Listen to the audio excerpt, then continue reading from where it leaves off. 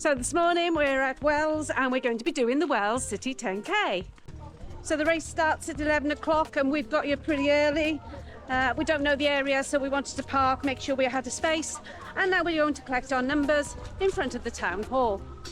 What a lovely looking little city.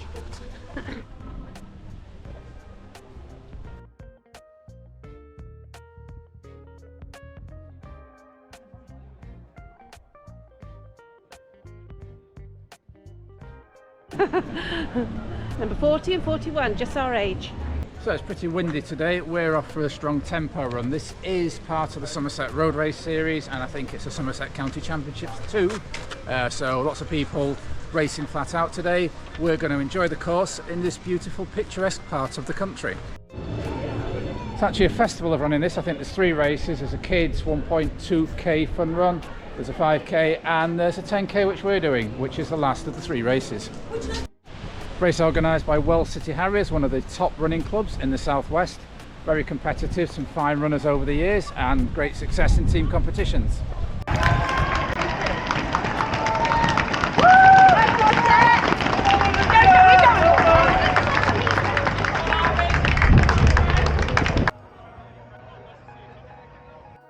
One half of Rayleigh Adventures here. Nice to meet her, Ryan and Donato too, taking part in the 5k and 10k.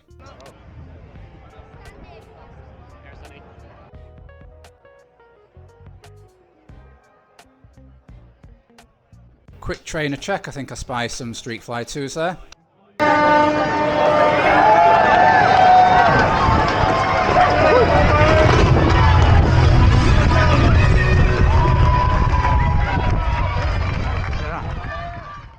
So we get off to a fast start through Wells City Centre with a slight downward gradient. Lovely buildings to the right and the left, and that makes us think about a little bit about Wells's history. As we said, it is the smallest city in England. Its population is a little over 12,000.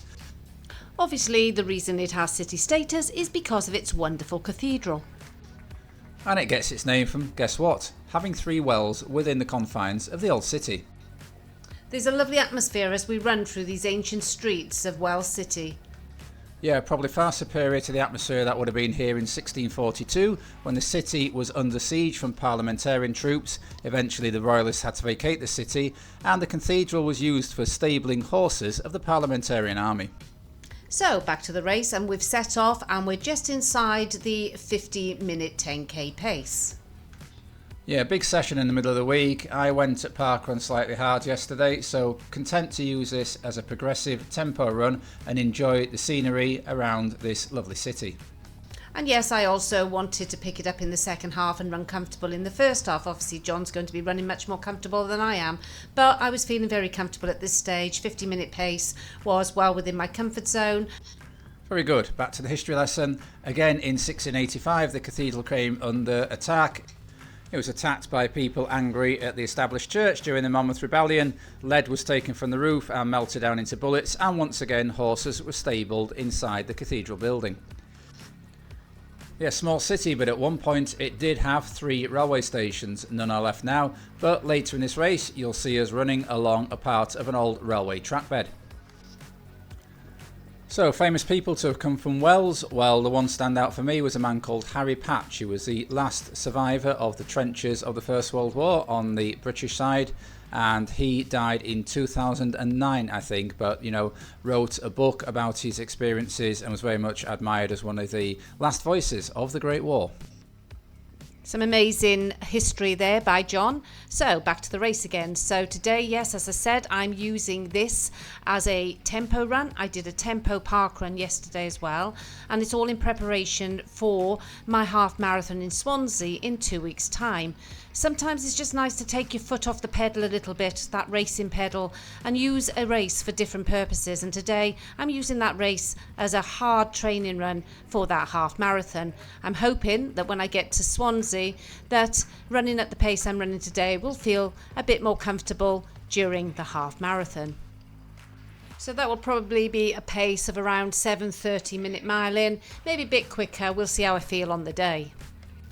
And for me, I'm going to get a good training effect out of this run. As many of you will know, I'm looking to run a sub 40 10k at some point. One thing I probably neglect are hills, and there are hills coming up in this particular race. So we've now left the city of Wells, and we're now going to turn around in, well, something quite surprising. 1 minute we're in a city, and the next minute we're in a farmyard. And we did indeed have the smell of the countryside. Yeah, if you're a fan of tractors, or a couple coming up on the left here, there's one, and there's another. Yes, it's sometimes nice to have this kind of variety in a race.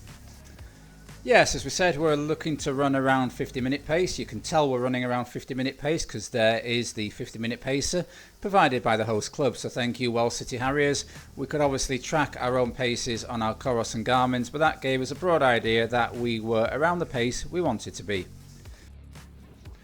So as somebody who normally likes running flat courses for time, I'm enjoying this for the variety. As you can see, we've gone through Wells City Centre, we're going through the edge of this farm, and we're soon to hit a bit of tarmac, a bit of railway line, a nice village and a hill. So plenty of variety in the Wells 10K, and I'm really enjoying it. As you can see, the weather's pleasant. It was pleasant temperature today. There was a bit of breeze on the course, but there's something I've noticed recently. Whenever people have said about wind on a particular route, I really haven't noticed it. I'm just enjoying taking part in this race, looking at the course, drinking in the scenery around me, and being part of this running community.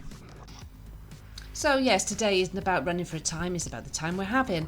So what sort of course do you like? Do you like running flat courses where you can go for a time? Or do you like running courses where there's lots of variety and you can just enjoy being out there? And we're through the first kilometre in 4 minutes 50, so on target for that sub 50 goal we've set ourselves.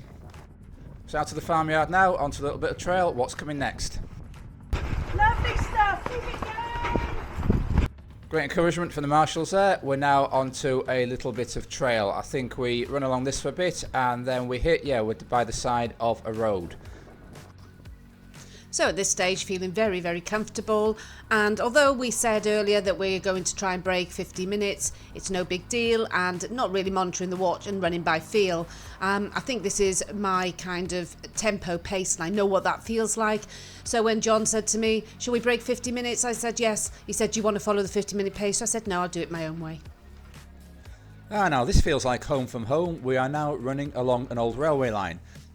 More specifically, the track bed of the old Cheddar Valley Railway, also known as the Strawberry Line, because it was used to transport huge quantities of strawberries into the marketplaces. We can see us passing under some old railway bridges. Yeah, why this is a home from home. When we are running near where we live, we have a 10-mile stretch of old railway line, the Woodhead line that ran from Sheffield to Manchester, and I just love the history, the memories, the landscape of these old railway lines.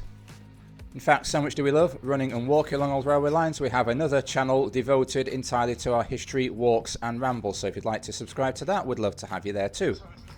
So kilometre 2, 4:54, maintaining that sub 50-minute pace. So although the terrain has been quite varied up until now, the actual course has been pretty flat. Yeah, talking about the Strawberry Line, I believe one of the local parkruns, I think it's called Sharpham Road Fields over in Cheddar, runs along part of this old track bed. It's not continuous at the minute, but there are plans to add sections to this old railway line to make it a continuous long cycle, walk or indeed running way. And we do love these parts of the country. Actually, just passing the 2k marker there, so as I said, yes, just under 5 minutes per kilometre so far. I think I did read somewhere that this section of track bed near Wells is 2 miles long before it becomes inaccessible. I think we must have been on this for maybe between 3/4 of a mile and a mile. I'm not regretting my decision to wear a t-shirt under my club vest because it did get pretty warm when we were running.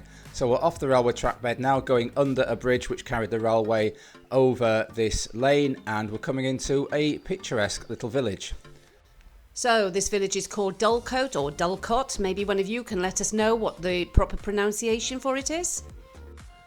And if you require it, there is a water station here. Because this is a 2-lap course, obviously there are 2 water stations en route, and here it is, paper cups, and we did see a few people stopping both times. It's a reasonably warm day. We tend not to take on water over distance as short as a 10k. In fact, I didn't used to take water on over half marathons when I was doing them in 73, 74 minutes. So how about you? What's your hydration strategy during a race? Do you take on water wherever you can, or do you judge it on what the weather is like and how you feel? So yeah, we run through Dulcot, stroke Dulcote, some nice looking properties there on the left, and then at the top of this lane on the first lap, we swing a left. On the second lap, when you get to the top of this lane, you have to do a right and a short out and back section to make the course the full 10 kilometres. So through the third kilometre in 4:55, so maintaining that sub 50-minute pace. Yes, up to now, still things are pretty flat on this route, but in a minute we have been warned that there is a hill coming up, so we're anticipating how long that is going to last and what sort of gradient it might be. So yeah, this is where you turn left on the first loop, and on the second loop you turn right where that marshal is and do a short out and back to make up the full distance. So we're still going through Dulcot, stroke Dulcote, pretty houses on the left here. And ahead of us you can see some really pretty countryside views. Yeah, so far we've had a bit of everything. We've started in a lovely city centre, England's smallest city, very historic, medieval touches. We've gone alongside an old railway lane track bed, not forgetting the farm. We've run through a pretty village, and now, as Dawn just said, you can see lovely views to the right. And when we do get to the top of the hill, which is just coming up, you get a splendid view of Glastonbury Tor to the left, of Wells Cathedral as you head back into Wells. So here we are on the hill. I've gone a little bit ahead of Dawn, and you can see people trudging up. So yes, this hill is a little bit of a toughie. It is quite steep and goes on for about 600 metres. Remember, you do this hill twice in this course, so leave something for the second time around. But when you do get to the top, boy, what a view. Yeah, that's Glastonbury Tor over on the left there, and in front of us in a minute you'll see Wells City opening up. That kilometre came out around 5:23, so that's slower than we have been doing, but not worried about that, because obviously that hill is going to make you slower. So enjoy these views. Because we had a little bit of a technical malfunction in a minute, the Insta360, which I've been filming on, seemed to run out of juice, but then at the end of the race it seemed to bob back into life when we're talking to people afterwards. So just sit back and enjoy these views, because what I then had to do, because I was carrying my phone with me, I did quickly get the phone out and take what footage I could, but it is quite jerky, so just get a flavour of the second loop, which is the same as the first loop. And the best bit of this course maybe is when you drop down into Wells. There's tremendous support as you go through on the first loop and as you finish the actual race.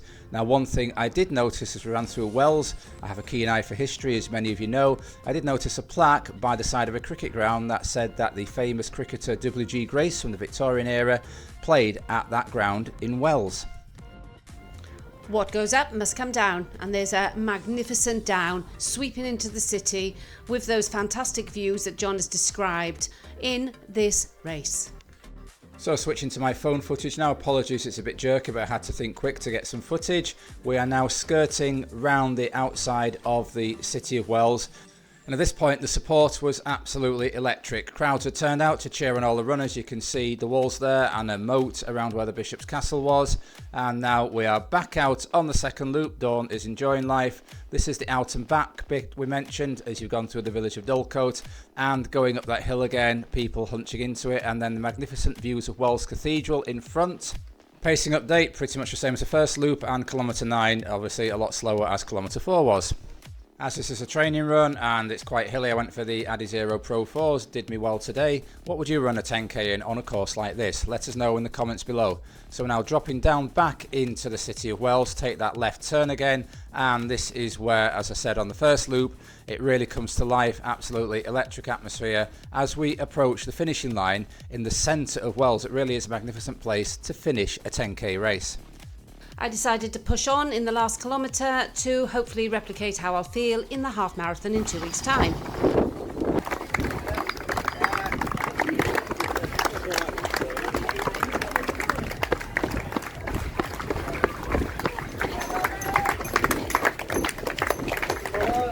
This is what running at 6:20 pace, trying to use your phone to film looks like. You can just see the cathedral there, bobbing in and out, and we're just approaching the finishing line now. Wonderful crowds, and we crossed the finish line in a time of 48:50. A job well done there. Happiness is a medal and a banana. So we'd like to thank Wells City Harriers for putting on this event, which included the 10k and the opportunity to do this. It was a wonderful day, full of beautiful atmosphere, the view's fantastic, a very interesting course, and we thoroughly enjoyed ourselves. If you do find yourself in this lovely part of the country, would highly recommend coming along for all the reasons you've seen during the course of this video. So I hope you've liked joining us on our visit to Wells in Somerset. If you have, please give this video a like, and if you'd like to follow our further running adventures around the country, then please subscribe to the channel. So until next time, keep on keeping on. Keep on keeping on.